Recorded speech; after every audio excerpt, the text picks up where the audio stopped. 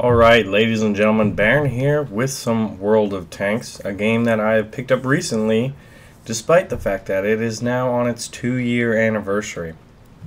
So I am playing mostly with Tier 2s. I have a variety of Tier 2s, and mostly Russian, German, and Americans. I even have one Tier 3 here. And I'm still trying to figure out, my niche. Like, what am I best at, or what do I want to pursue the most? I really am liking mobility and high speeds, so I think I'm kind of more of what one fan commented as, like, kind of the flanker and sniper. So naturally I like rather quick tanks. So the BT-2 and the M2 Light are probably the tanks I've played the most. And as far as the BT-2, now you have to keep in mind, I am a newbie at this game, most definitely. I have the 45mm, and I have it over the 37, mostly because there's a 0.07 increase in accuracy at 100 meters. And even though the 37mm has greater penetration, I've opted for the 45mm because of that accuracy. Now, let's see. In my M2, I've gone for the 37mm, mostly because it's a lot more potent than the 20mm or the 50 caliber machine gun that the M2 Light is stock with. And the only upgrade I don't have with this is this really super radio. Now, I have a question about radios. And is that just like I can keep aware of what's going on in other parts of the battlefield? Or is it, like, from my understanding, you have to get binoculars to see farther. And, I mean, good lord, are these expensive, considering a Tier 3 tank is generally 30 or 40,000, and binoculars for one tank are 500,000 silver. Yeah, so needless to say, well, I am going to take out the BT-2, so let's get into a game. Alright, ladies and gentlemen, Baron back with you with some gameplay, and here I am sitting in my BT-2. And I believe this map is Melinovka. Now I want to say that I think what is about to happen in this game, because it is an after-action commentary, is, look at this. This field over here in the, kind of where the flags are, that field, I feel like if people pretty much play rather standoffish, and that is good.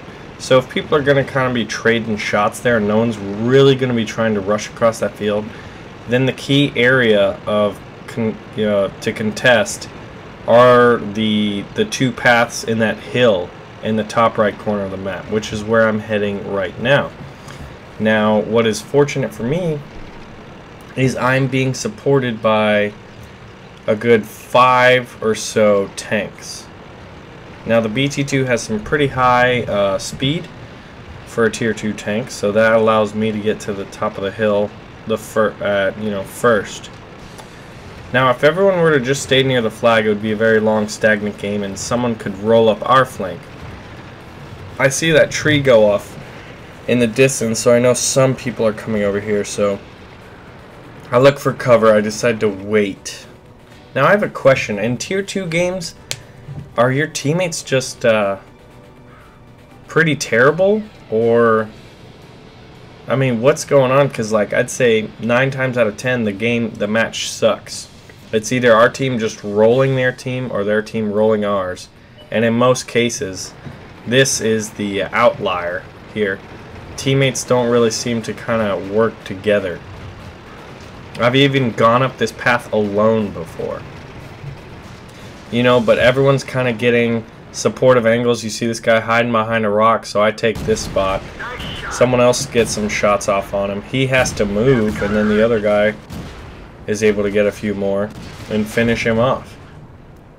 And the other team has what? It looks like 2 right now. That's the British cruiser, I believe. And we simply roll through the opposition here, taking out a good 2 tanks. And we continue forward. Now, this was a lot of fun because it seemed like the teamwork and the tactics were both pretty good.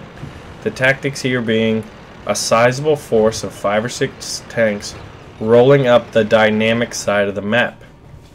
I would say where the 2 flags are overlooking is rather static. You have these shootouts because it's an open field. If you're going to run across it, you'll scout some people out, but you will likely get wiped out.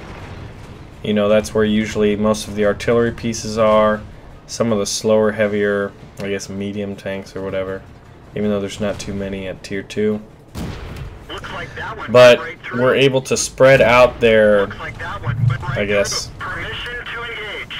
you know, what they have to worry about. And so that enables one of us is going to have a shot on these tanks. Now I have a question about mods. I've seen some mods where the sights on some of these tanks are pretty cool. Are mods supported? If you're found to have one, will there be disciplinary action by wargaming, or are they kind of supported? But so we continue to roll up this flank of the side, and I think that's really the true tactic on this map, is to leave a certain amount of tanks near the flags, kind of hold down the fort, where you have a more mobile force go up the side there and just roll the flank. And but I mean, I've played this map and done this, attempted to do the same tactic. Now you just saw in between the 2 flags a tank, a red blip, go out because he tried to charge. That's not really the way. I mean, if everyone charged up that way, you know, and a few went around the flank, that would work. That's kind of like, I guess comparing it to StarCraft 2 strategies, that would be a cheese or an all-in strategy. That could work rather brilliantly, or it could fail. And I guess you'd have to anticipate a few tanks going the route I went, and then that allowing you to have superior numbers in that area of the field. And I think that's what this is all about, is where you have inferior numbers, you hold off. And then where you have superior numbers, you engage and force action. So here we have the last 2 tanks. And I would say, I mean, look at what happened. Our flanking squad just absolutely did some work on these guys. And I get behind this little, I think it was a French tank. And we're able to finish them all off. Now, it was a very fun game, but I've played this map so many times that this is like probably less than 10% you have your teammates and the tactics in your favor. You know, and by tactics I mean other people doing pretty, you know, smart things. Is this a problem with tier 2? Am I gonna be able to look forward to better teamsmanship, better tactics at the higher tiers? I surely hope so.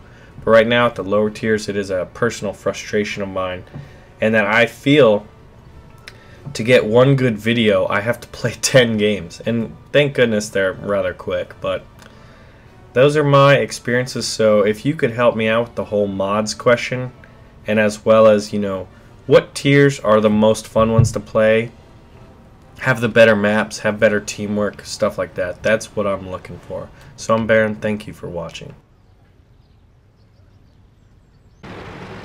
Well, I got hit, but it didn't penetrate, fortunately.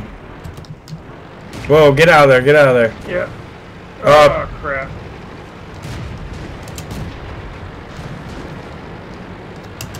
Oh, man. Ah. Back up, back up. I can't, there was somebody behind me. It was me. I was going up to shoot at the guy that was shooting at you. Oh, dude, a bomb just went off right behind you. Oh.